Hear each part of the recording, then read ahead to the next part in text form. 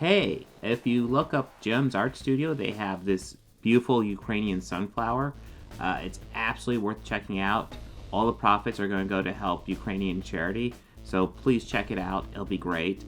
All the links will be below in the description and probably here in the picture. But yeah, go help them out. Ukrainians are going through hell right now. This Organized Chaos video is brought to you by Jem's Art Studio. Jem's Art Studio is an online store that allows access to prints that you can use for most anything, obviously as just a picture, or as a wallpaper, or as a bookmark, or anything you can think of. You can find Jem's Art Studio at etsy.com/shop/Jem's Art Studio. This video is also brought to you by viewers like you. Thank you.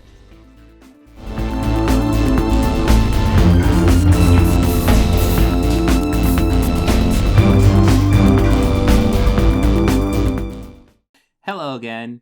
The Will Smith Chris Rock slap seems to be the thing that just keeps on coming back. That being said, while we will be watching videos about that event at the end here, what this video is really about is Candace Owens, who is, quite frankly, one of the worst people. I believe she's part of the Daily Wire. I believe she is part of that group. Quite frankly, I'm not sure exactly how all these group members work. It seems like some people post to a channel, and it seems like everybody has their own channel, and some people post to the main channel more regular. I don't know. But Candace Owens is essentially one of their favorite type of people, in that she is a black woman who they like to trot out and speak out, and have her speak out against black rights or feminist issues or anything like that. And it's really awful. I don't really feel there's a huge amount of explanation needed. If you're not familiar with her, I'm just going to play a little bit of her viral George Floyd response video, which is... it's kind of crazy. You realize George Floyd was 2 years ago? It's insane. Hello, Facebook family. I have decided to do this video. It has been weighing very heavily on my heart and on my mind as well. And it was something that I wanted to say early on, but there were so many emotions and so much pressure for me to go with the popular opinion about who George Floyd was. And sometimes it can be difficult when there are just so many external pressures to say what you believe. And this was an instance where I felt like my silence would have been better in the beginning, but the more that I think about it, I realize that we are being sold a lot of lies, and at the detriment to the black community, at the detriment to the white community, and at the detriment to America as a whole. So I want to come out and say that I do not support George Floyd and the media depiction of him as a martyr for Black America. I'm going to explain why, and I hope that some of you guys will understand where I'm coming from. I have spent a considerable amount of time reading a lot of Black authors that I think are some of the most brilliant Black Americans breathing. Walter Williams, Shelby Steele, Thomas Sowell, and I recently came across something that was an idea that was planted into my head by Shelby Steele, and it has been something that I cannot forget. It is something that will stick with me for the rest of my life, and it is something that I hope for the Black Americans that are watching will stick with you for the rest of your life. Shelby Steele said that the Black community is unique from other communities. Our culture is unique from other communities because we are the only community that caters to the bottom denominator of our society. Now, let me explain what that means. It means to say that not every Black American is a criminal, not every Black American is committing crimes, but we are unique in that we are the only people that fight and scream and demand support and justice for the people in our community that are up to no good. You would be hard pressed to find, a Jewish person who has spent 5 stints in prison, who commits a crime and dies while committing a crime. Okay, so she's talking about, God, this is super racist. So she's talking about black people largely are imprisoned more. There's multiple reasons for this. Number one, black people are usually in a community that's usually poorer. There's less economic opportunities in them. Frequently, that means if you have less economic opportunities, you'll go towards less legal sources of income. And that is a problem. We should reach out to these communities. Also, the cops like to pull over black people more. Statistically, this is proven. They like to patrol the areas, the poor neighborhoods where a lot of black people live. This is all proven. It's not that black people commit more crimes because, like, there's something wrong with them. It's just they're in an area where the best way to get by will frequently be crime, and they're patrolled a lot more. I mean, there are black people who are 100% innocent that are pulled over and killed. And this is victim blaming that she's doing. Crime, and that the Jewish people champion and demand justice for. You will be hard-pressed to find this in white America. You'll be hard-pressed to find this even in Latino America. If there is a person that is spent multiple times in prison, you are not going to see a bunch of Latinos coming out demanding justice for this person, even if, and I want to be very clear, what I'm saying is not any defense for Derek Chauvin. I hope Derek Chauvin gets the justice that he deserves to be implemented upon him, and that the family of George Floyd deserves justice for the way that he died. But I also am not going to accept the... You see, I hate that, because they like to do that. They like to be like, oh, you know what? I'm against what Derek Chauvin did. And then she's going to essentially come out and say she's for it. I see this shit all the time watching these goddamn videos. Oh yeah, no, I'm for the right thing, but here's why that's wrong. It's frustrating. Narrative that this is the best the black community has to offer. For whatever reason, it has become fashionable over the last 5 or 6 years for us to turn criminals into heroes overnight. And it is something that I find to be despicable, and it is something that I refuse to stand by any longer, and I am not going to play a part in it, no matter how much pressure comes from black liberals and black conservatives as some token of people wanting you to believe. See, I want to double check this, because I'm pretty sure George Floyd was pulled over for trying to pass a bad check. Which, it's not great, but Jesus. He was arrested for using a counterfeit $20 bill.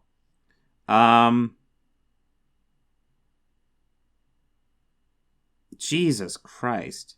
I worked at a gas station God, when was it now? I want to say 2006.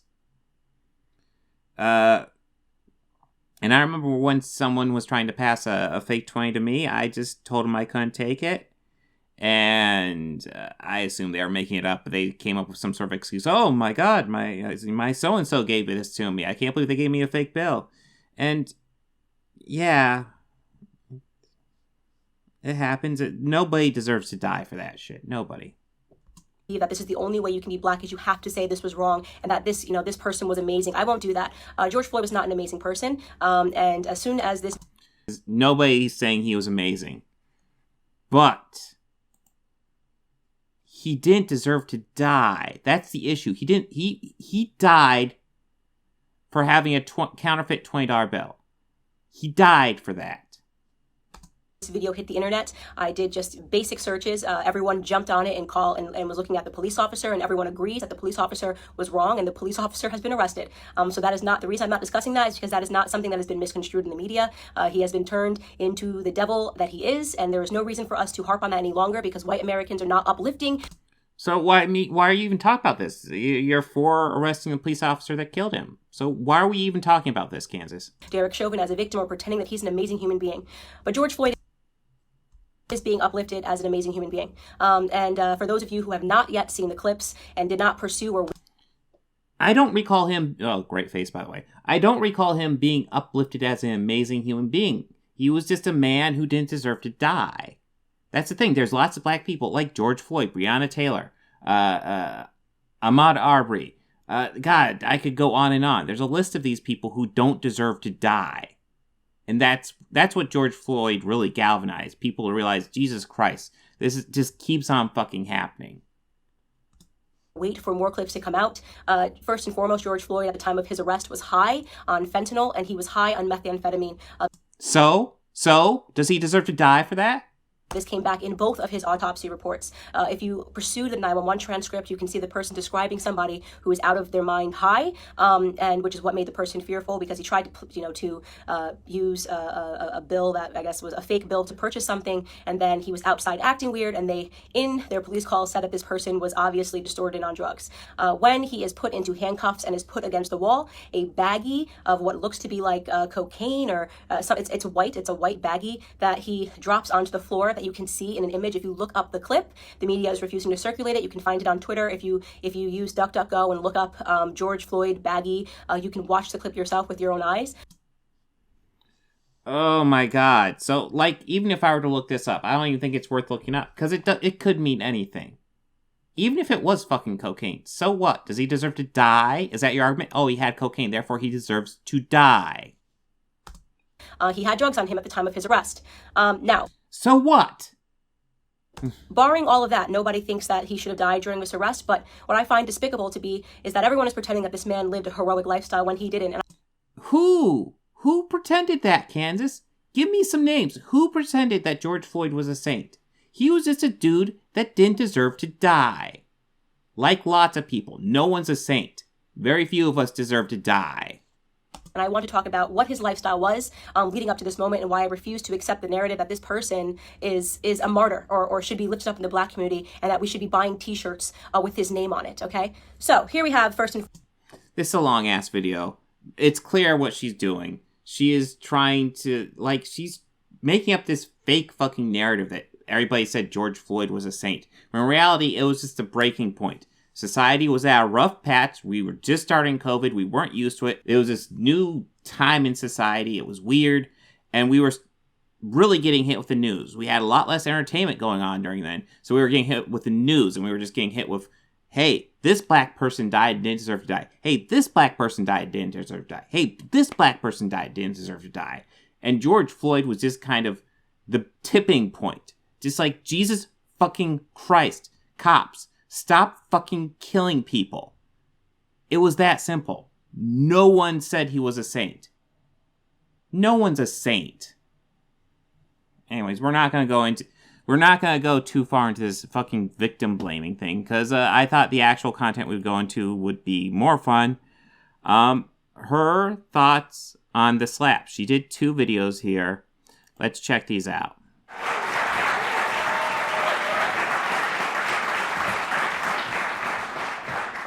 Hello and welcome.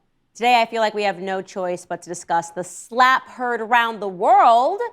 Okay, nobody watches the Oscars anymore, but over the weekend, all of that changed when millions of people worldwide began circulating a clip of actor Will Smith jumping on stage to slap the comedian host, Chris Rock, across the face for making a joke about... She didn't even look it up. He wasn't the host. He was a presenter. ...about Smith's wife, Jada Pinkett Smith. The joke was something to the effect that her new low haircut looked like she was looking to be cast in a G.I. Jane sequel. A pretty lighthearted joke by any metric, but, unbeknownst to Chris Rock and also to me, and I'm sure millions of other viewers around the world who are used to seeing Jada with a low haircut, Jada is apparently suffering from a condition known as alopecia, which contributes to balding. Now, here's what's odd about the clip. When Chris Rock first makes the joke, Will laughs, meaning that he takes the joke as it was intended, lightly. But then he looks over and he sees that his wife does not find the joke funny, and he immediately goes from an amused attendee to a thug-life husband defending the honor of his wife's hair. So he hops on stage and rather dramatically slaps Chris across the face. Okay, I don't know where you're going with this. We actually don't know if he looks over. I mean, we can assume that. That's an inference, though. We don't know that. All we know is that he was laughing, and then he went on stage and slapped him. Then he returns to his seat and he screams, "Keep my wife's name out your effing mouth," much to the horror of attendees who were all at once realizing that no, this isn't a joke. He's not kidding around.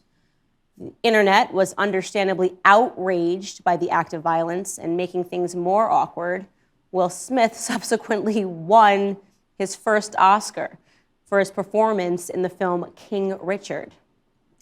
Now, in the aftermath, there have been calls to have the Oscar award rescinded, regarding which the Academy has not yet made an official decision.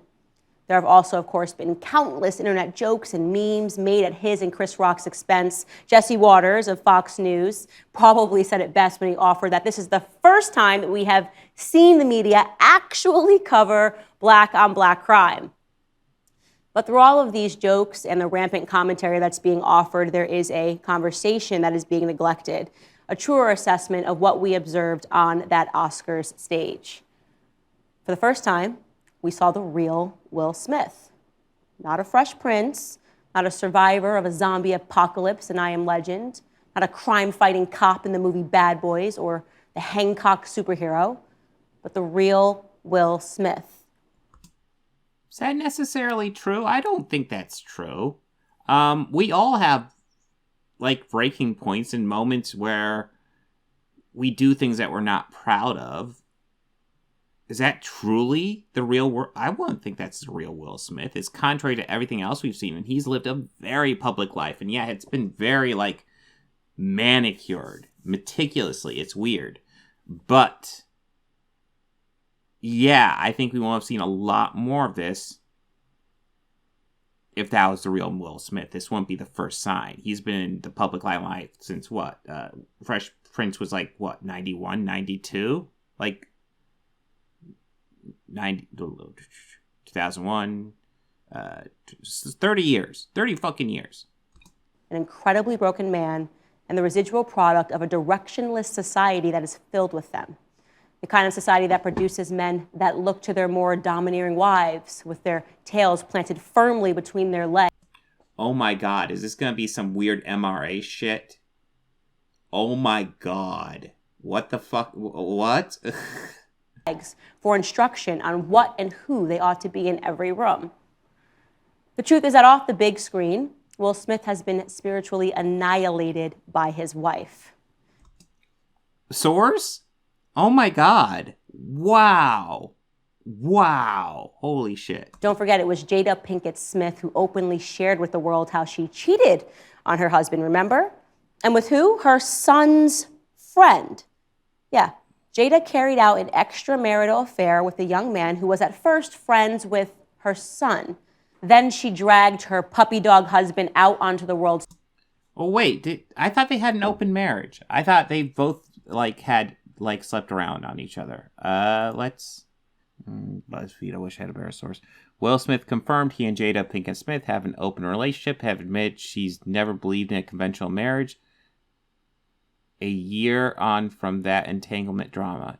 Will Smith confirmed to interview that both he and Jada have, with mutual agreement, engaged in sexual relationships outside of their marriage. So they both do it. The author noted that those who watched the Red Table Talk might have believed that Jada was the only one engaging in other sexual relationships, before adding that Will had delicately explained this was not the case. Yeah, Will didn't go into details. I guess Jada's gone into more details than Will. But yeah, they have an open marriage, which, I mean, that's their thing. They're allowed to. If that makes them happy, cool. It's open relationships are, I guess, I think it's just the old man in me. I feel like they're a little scary. Like, oh no, they're gonna get with somebody else and then they'll leave you. But if that's the way they want to treat it, then maybe you should let them. Honestly, if they're happy in their marriage, however it's open or closed or whatever, yeah, it's fine. I mean, if Will Smith says he's had extramarital affairs, he's Will Smith. He could probably get that. It's not exactly a stretch for me to imagine him being able to get that.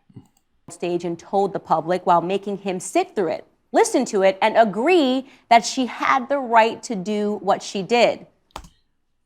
If they've agreed to an open marriage, then yes. Yes. Don't believe me? Take a look yourself.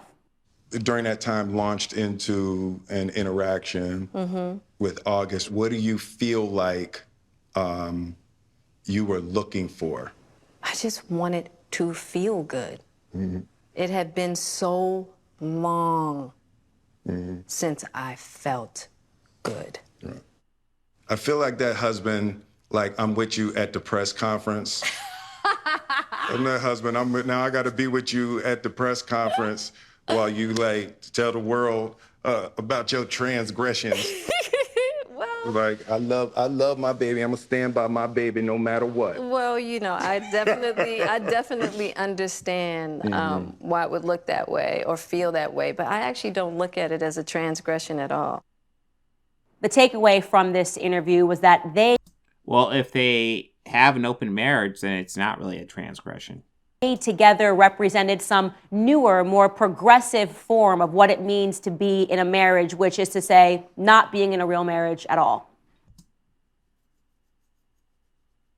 Well, that's a stretch.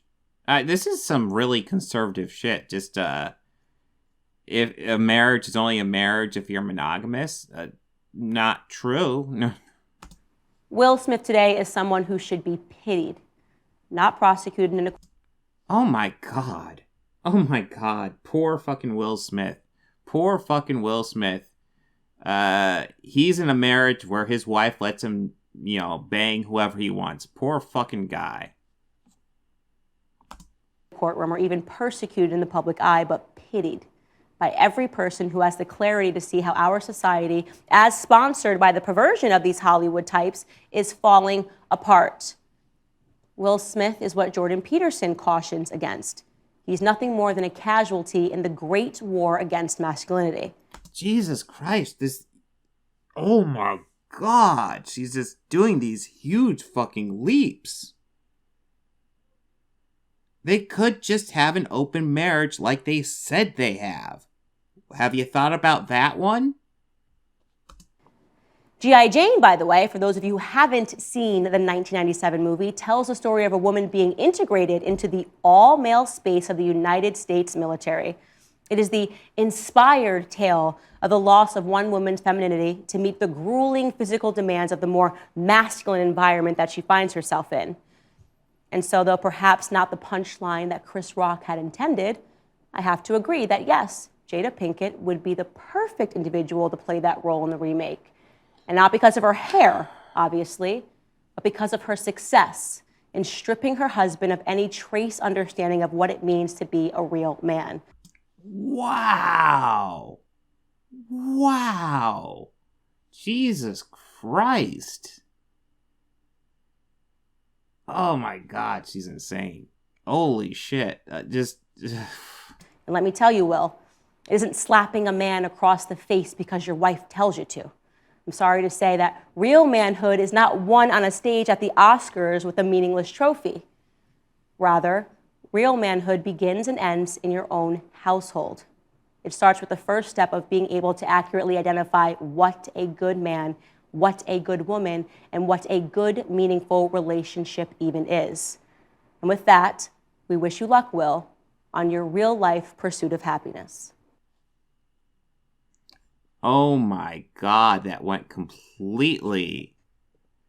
Oh my God. I just saw that apparently she had some insane take on the Will Smith thing, but oh my God. That's like pure MRA stuff. If you don't know MRA, if you don't know what MRA is, then I apologize for telling you because I learned about MRA when I did all my Comicsgate research. Men's rights. Men's rights activism, men's right activism, and activision. Fuck you, we don't have anything to do with that. Men's right activist. That's it. Yeah, it's essentially a group saying, when will the white man have their turn? When will the white man have their say? When have they not had their say? They still have their say. My God, all the presidents of the United States, except one, have been a white man. All of them. The current one is a white man. I get so sick of this. Like,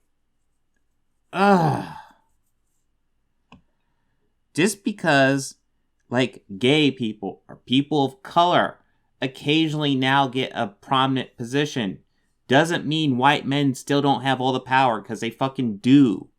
And maybe that's a problem. Maybe things should be more integrated. But here's the even bigger problem. Obviously, the biggest issue with the country is the class divisions. Upper class and lower class. The division between those two classes is becoming so huge. That needs to shrink down. You bring up the lower class, that's going to bring up a lot of people of color because a lot of people of color are unfortunately in that class. Make things a bit more equal. That's how you fix a lot of this stuff. Now the tokenism, getting people of color and women and stuff like that into visible positions of power. It's good. It's very good. It's good to normalize that. But actually having them in positions of power would be even better. But even better would be advocating for positions that actually eliminate the class divide and alleviate a lot of these stresses. But apparently she has a second video on this, so Jesus Christ. This one's a few minutes longer. Let's see. All right, the slap heard around the world. By the way, what's the difference between a slap and a smack? Is there a difference? A smack is more masculine, Okay. though a slap can lead to a duel. You demand satisfaction, and then you go out and shoot guns. Was this a slap or a smack that Will Smith delivered? Whatever it was the smack slap heard around the world, guys. Let's watch the clip. Okay. Usually you don't want a whole lot of headspace. I really don't like headspace. However, whoever's doing the direction here, when you do a table like this, go ahead and center your people. You have way too much table space there. I know it's just a technical thing, but it's bugging me. Why if I look dead center, am I looking at a fucking table? Why is like 75% of this fucking picture a table? Jada, I love you. G.I. Jane 2, can't wait to see it. All right?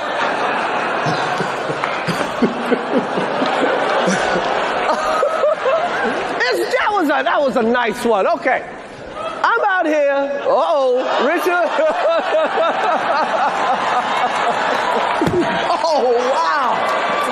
Wow. I don't think it's fake. Will Smith just smacked the shit out of me. Keep my wife's name out your mouth. Wow, dude. Yes. It was a G.I. Jane joke. Keep my wife's name out your mouth. I'm going to, okay?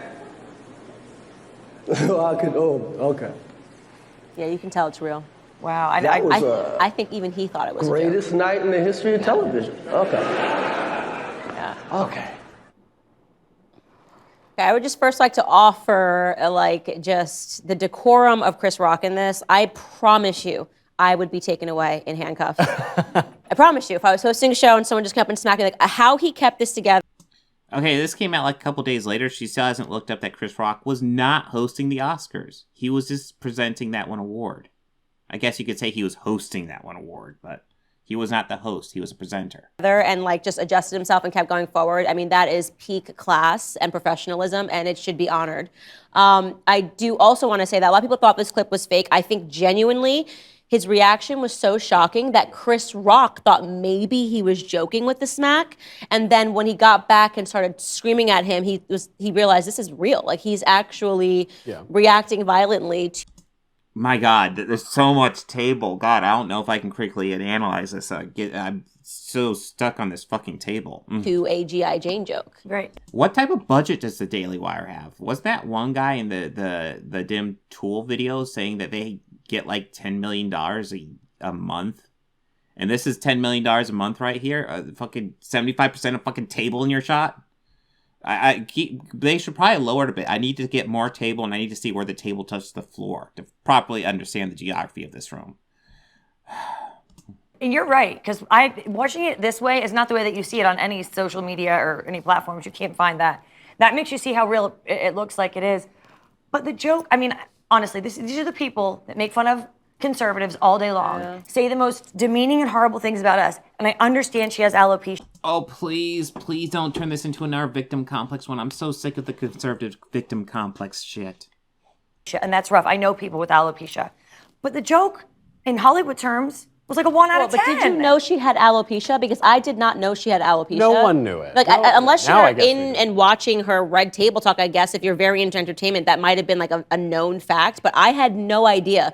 Because Jada Pinkett has notoriously kept her hair low. There's an irony, too, because there's a clip going around from the early 90s on the Arsenio Hall show. Will Smith made a joke about a bald guy with alopecia. No. Yes, and he had the same reaction that Chris Rock did. He said, it was just a joke. Come on, it's not a big deal. The thing about this, I feel bad for everyone involved, other than Jada Smith, because I don't think Will Smith was letting his anger out at Chris Rock. I think the anger might come less from the mild joke that the comedian made about his actress wife at the Oscars, and more to do with the fact that this poor guy has been publicly cuckolded and humiliated for 2 years by his wife. Oh my god, it's more MRA stuff. Fuck! You might as well just call it, of course Daily Wire would be all MRA. Oh god. And because we're living in this liberal upside-down world, by the way, this is Michael Knowles. I don't think I've covered anything by him, but he sucks. I don't know who the middle person is. we're all supposed to pretend that's okay, and if my wife sleeps around, there is no big deal, and that's totally fine. And it's not. The old moral order reasserts itself in the end. Turns out guys don't like to be cuckolded and publicly humiliated, and poor Chris Rock was on the receiving end of probably what Will Smith was saving up for his wife's ex-boyfriend. Right. No, I mean, you're Wow. Is there some projection there, Michael Knowles? I'm sensing projection there. That is strangely specific right there. You got something you're saved up for your ex-wife's boyfriend? Or ex-girlfriend's boyfriend? That is strangely specific. absolutely right. I look at him and I see a broken man. I mean, the most telling part to me is that he laughs first. So he takes it totally as a joke. And then Yeah, no, obviously he had some sort of breaking point. Obviously, I don't think anybody's arguing that. But to pretend like we know exactly what's going on in his head, which is what these people are fucking doing, is insane. It's arrogance. looks over and his wife looks like a villain from like a superhero movie. She looks She rolled her eyes. I mean, it's not a good look, but a villain in a superhero... What type of milquetoast villain just, like, rolls their eyes at a joke? And that's their super villain look. What the fuck? terrifying, you know, and she's like, this is not okay. And then he immediately springs up and does whatever he thinks that she wants him to be. And she has displayed over and over again throughout her Red Talk series that, like, she doesn't think he's adding up to the man that she wants to be. And it's why she has to go pursue these other relationships. Yep. And he just... Wait, is that what she says? Here's a simple fact. When you're married, especially for a long time, you might get kind of bored. And a way to spice that up is maybe sleep with somebody else. I don't know if it's the best way to handle that, but you are going to get bored. You're going all marriages, all relationships, there's going to be peaks and valleys, and you got to get past those valleys, get to the peaks. And their work, and everybody's got to handle it different ways. And you're just saying, no, the only way you handle it is strict monogamy. You get married, you stay together, whatever the fuck. Yeah. I mean, they've been married for at least, like, 20 years? Probably something like that. I could probably look that up real fast.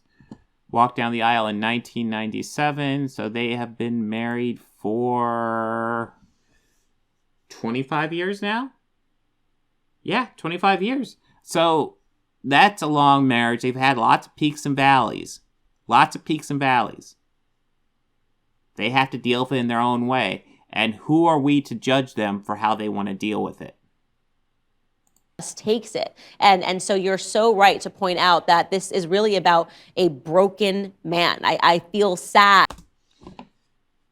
He had a breaking point. He is not a broken man. What this? Oh my god! So what? We have a 6-minute video and then an 8-minute video. Just one is her by herself saying crazy shit, and one is her with 2 other people saying crazy shit. Is that what we're gonna deal with? For Will Smith, because this is not who he is. It's not who he wants to be, and yet it's what he's going along with. Wait! In the last video, she said we saw the real Will Smith, and now she's saying this isn't who he wants to be. Pick a lane, Candace. Pick a lane. Because of what society tells him he's supposed to go along with. Hollywood society, not our society. That's right. Today we can do practically anything from our phones, by car. Oh my gosh, it's the same length. And then there's going to be like a 2-minute ad here. Okay. 1-minute ad. expressvpn.com/Candace. By the way, I like the idea. If you're at a restaurant or a bar and some guy insults your wife or your daughter or your mother, I'm not exactly the demure free speech absolutist that says you should sit down and take it. I like the idea that you go walk up and smack the guy in the face. So wait.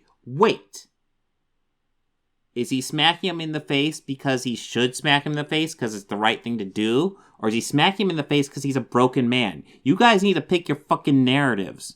Founding fathers, if you insulted their wife or their mother, the founding fathers wouldn't have sat down and said, well, you know, we have perfect freedom of speech. They would have smacked him in the face and probably had a duel afterward. So I'm fine. Yes. They would have had a fucking duel where one of them would probably die. We don't live in those times anymore. Because, you know, society is fucking advanced, so we don't fucking duel each other, or we don't slap each other for a bad fucking joke. That's all we're dealing with, a bad joke. How would, what? Should we live in a society where, a stand-up comic goes on stage and tells his joke, and then stands to the side so the audience members who are offended by that joke get to walk up and slap him, and then he gets to tell another joke after that one, and then stand and wait for the audience to slap him for that one? Is that a better society? What are you advocating for, Michael Knowles? With that, the context here matters, though. The man is a comedian. He's a jester. His job is to tell jokes. The wife is not exactly Donna Reed. She's not sitting at home in her private life. She's a very public figure. Overly. Overly public, probably. Opens herself up to this. And so in that context, if you can't sit down and take a joke, don't go to the Oscars. Right. And even if you think the joke is crass, if you can't take down and say... Yeah, I don't think he was ever, it's weird because he did stand up and slap him. The easy thing would just be to remain seated. But I don't think he went to the Oscars thinking, man, I'm going to go slap Chris Rock. I'm going to go find somebody and slap him publicly. Does anybody honestly think he was planning that? Does anybody think that was some sort of deep plan in his head? Then take a joke. I mean, notoriously, obviously, Dave Chappelle made a joke, and it actually wasn't funny. You know, he made a joke about me, and I didn't think it was funny. My husband didn't think it was funny, but the thing that I tweeted was that, comedy is a protected space. We understand this is what comedians do. They push boundaries. They say things, and sometimes it comes from a place of emotion. Okay, we're going to look that up. Let's see if she actually did say that. There is no possible way that, Candace Owens an apology, is there? Chappelle called her an articulate idiot. Chappelle called Owens an articulate idiot and pushed back against her attempts to convince American viewers that Floyd was a criminal anyway. Yeah, we saw that video. Here we go, the apology. By the way, Candace Owens, I'm sorry I called you articulate. What was her response? Oh yeah, I don't think Dave Chappelle has a Twitter. To every Democrat tweeting me the clip of Dave Chappelle insulting me, I'm not a leftist. I have a sense of humor, and I think comedians should make fun of people. Dave Chappelle is one of the greatest comedians of all time, and I made it into one of his special. That's power. I don't even know how to respond to that. So, Candace, were you laughing at that? Because, yeah. What Dave Chappelle said about me was 10 times worse than what he said about Jada. And I question whether or not he even knew about her alopecia, because as I said, to people that really follow every second of entertainment, they may have known that. I had no idea she had alopecia. She's always had short hair. Yeah. She's always looked like she could be going for the casting of G.I. Jane. Mm-hmm. So this would have gone over the head of tons of people, and it's no justification. And it was quite telling when you learned, because obviously he then... Okay. So the only correct thing she's managed to say in both these videos is that Will Smith had no justification for slapping Chris Rock. True. But everything else in these videos has been completely fucking insane men's rights activist shit. Won the Oscar. Right. But you then learn that he didn't even apologize after until there was, this media outrage. And then he offered this apology on Instagram, which to me is kind of like, it's a half-ass apology, as my mother would say growing up. Violence in all of its forms. Yeah, it did feel very half-assed and, okay. Forms is poisonous and destructive. My behavior at last night's Academy Awards was unacceptable and inexcusable. Jokes at my expense are a part of the job, but a joke about Jada's medical condition was too much for me to bear, and I reacted emotionally. That's fundamentally not true because you laughed first, right? Yeah. So this... Yeah, but you can't tell. Like, sometimes people have this breaking point, and sometimes when you have a breaking point, like, you'll act normal, and then boom, something snaps. We don't know what's going on in his head. Only he knows what's going on in his head. You guys are pretending like you understand what's going on in his head, but you don't. You don't. All we know is that he slapped Chris Rock, and he shouldn't have done it. This is sort of the apology of like, oh man, if I still want to get cast, I need to offer this public apology. I'm going to write it on Instagram. You know, if he was actually sorry about the way he reacted, that would have been a man-to-man apology face-to-face at the Oscars after party, as Diddy had suggested was going to happen. But he... Well, do we know something like that hasn't happened? I hope it has. I hope it has. He wasn't sorry. No, instead he was getting jiggy. I mean, the thing is, though, like, yeah, okay, you can find a clip of him having a party. Whoop-dee shit. We don't know what's happened. We don't know if behind the scenes they've had it. He's personally apologized to Chris Rock, which is something that absolutely should happen. But that's the type of thing that's not going to be publicized, nor should it. With it on the dance floor all night. Everyone saw it. And what about Venus and Serena Williams and their father? This movie is, was there to make them celebrate their life and their accomplishments. Instead, of course, an actor is stealing the spotlight once again. The other irony that not a lot of people are talking about here is that G.I. Jane is not exactly an insult because Demi Moore is extremely hot and was very hot in that movie. So it's even then, I don't think it's fighting words. You know? Right. The joke isn't that, it's not me. That's what I'm saying. Like, she actually could have played G.I. Jane. She's always kept her hair very fit. Short, so it would have gone over. No, she hasn't always kept her hair very short. She frequently keeps it short, but I actually saw something not that long ago. Jada Pinkett Smith. Madagascar. It was one of the Madagascars.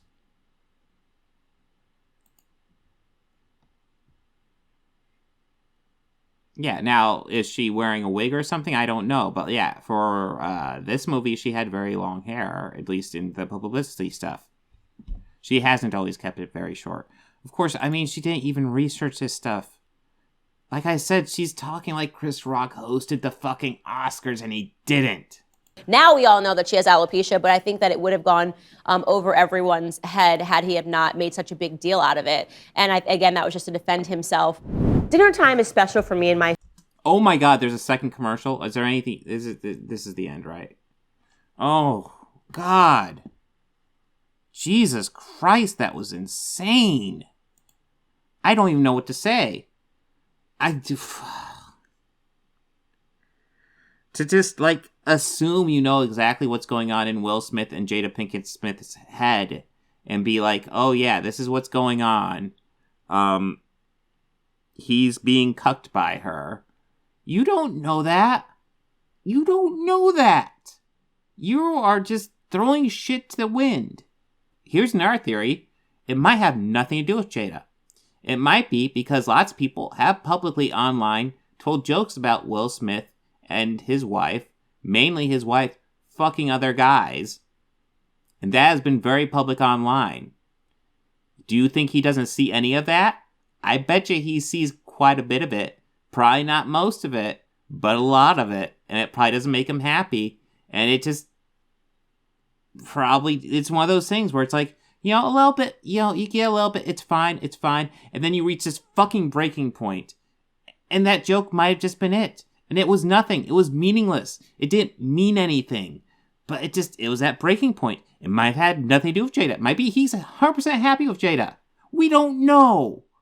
He just had a breaking point on stage and we don't know the details. We can't assume we know what's going on in his head because we aren't fucking in his head. There's a good chance he doesn't know what's going on exactly in his head.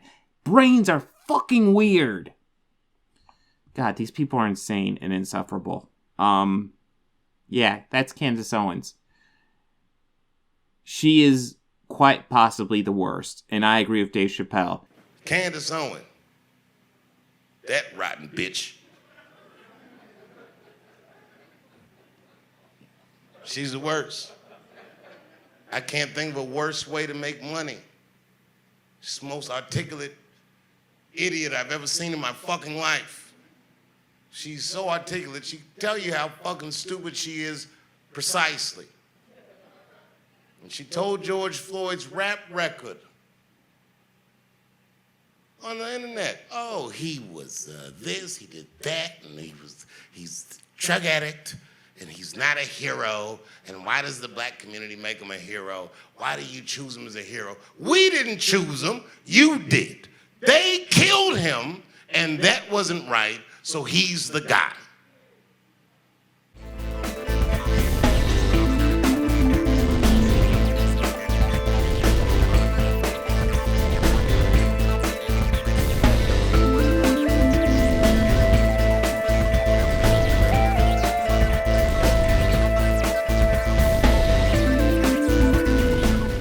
They think order and chaos are somehow opposites and try to control what won't be. I used to fuck guys like you in prison.